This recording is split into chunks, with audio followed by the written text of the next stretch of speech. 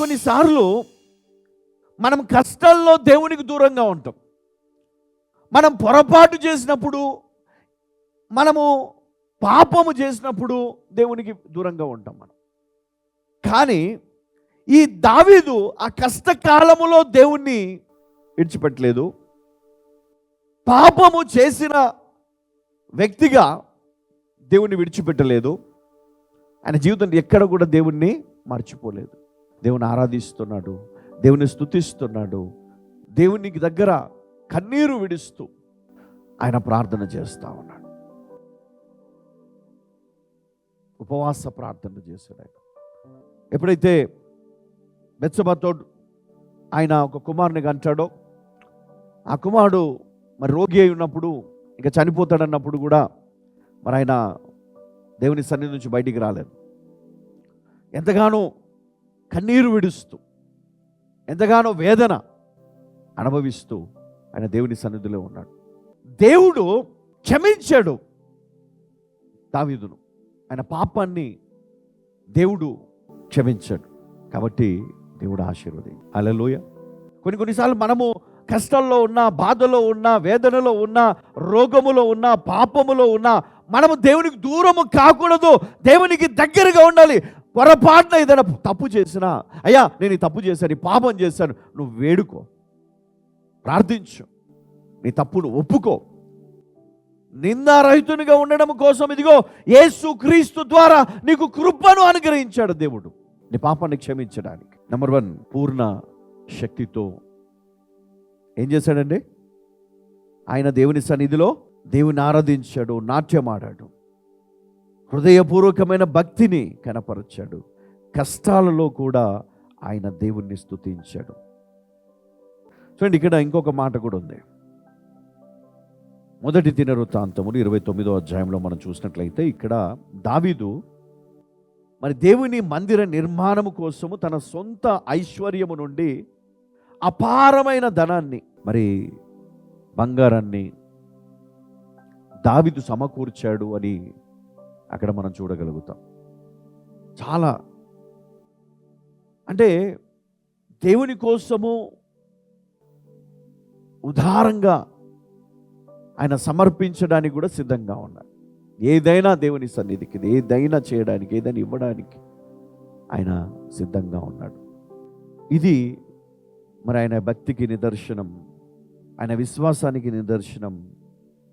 అందుకే దేవుడు ఏం చేశాడంటే, చూడండి ఇక్కడ దావీదుతో దేవుడు నిబంధన చేసుకున్నాడు. 2వ సమూయేలు 7వ అధ్యాయంలో మనం చూస్తే దేవుడు దావీదుతో ఒక శాశ్వతమైన నిబంధన చేసుకున్నాడు.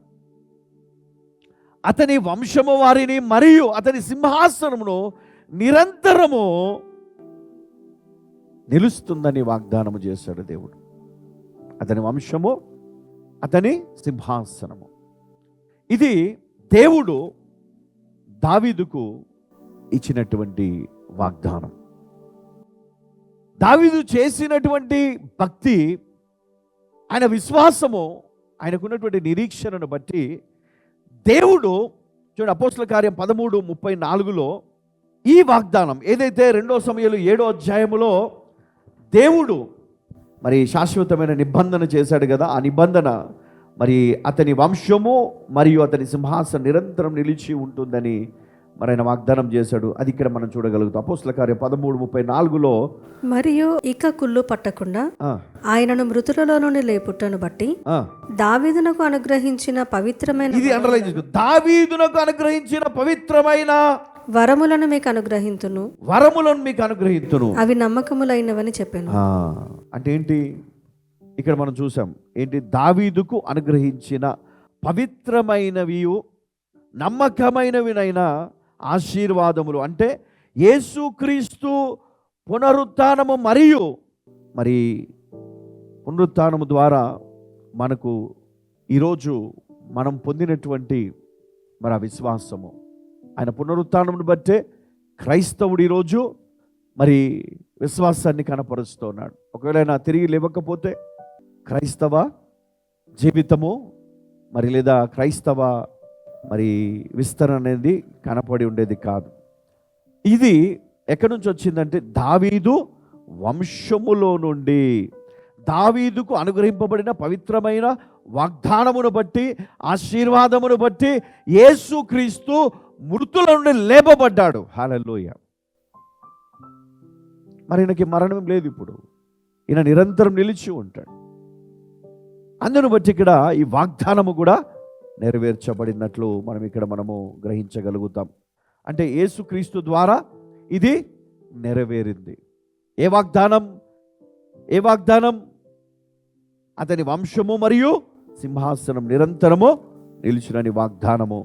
చూడండి, ఈ క్రీస్తు మరి ఆయనకి ఇవ్వబడినటువంటి అధికారమును బట్టి ఆయన శాశ్వత కాలము ఆయన రాజ్యము చేయుచున్నాడు. హల్లెలూయ. దేవునికి మహిమ కలుగును గాక, దేవునికి ఘనత కలుగును గాక. కీర్తన 51లో మనం చూసినప్పుడు, దేవా నీ కృప చొప్పున నన్ను కరుణింపుము. ఏమన్నాడు? దేవా నీ కృప చొప్పున నన్ను కరుణింపుము. నీ వాత్సల్య బాహుల్యము చొప్పున నా అతిక్రమములను తుడిచివేయుము. నా దోషము పోవునట్లు నన్ను బాగుగా కడుగుము. అంటే దావీదు ఘోరమైన పాపము చేసినప్పటికీ దావీదు ఏం చేయగలిగాడు? ఆయన పశ్చాత్తాప పడినప్పుడు దేవుడు అతన్ని క్షమించాడు. హల్లెలూయా. పశ్చాత్తాపం. ఈరోజు మనకి ఆ పశ్చాత్తాపం లేదు కదా. మనం పశ్చాత్తాపడాలా, ఆలోచన చేయాలా. పొరపాటున కొన్నిసార్లు మనము కొంతమందిని తిట్టేస్తాం, అరచేస్తాం, కొన్నిసార్లు వాళ్ళపైన ప్రతీకారం తీర్చుకుంటాం, కొట్టేస్తాం, వాళ్ళకి నష్టం కూడా చేస్తాం కొన్నిసార్లు. నీ తప్పును గ్రహించినప్పుడు నువ్వేం చేయాలి? దేవుని సన్నిధిలో హల్లెలూయా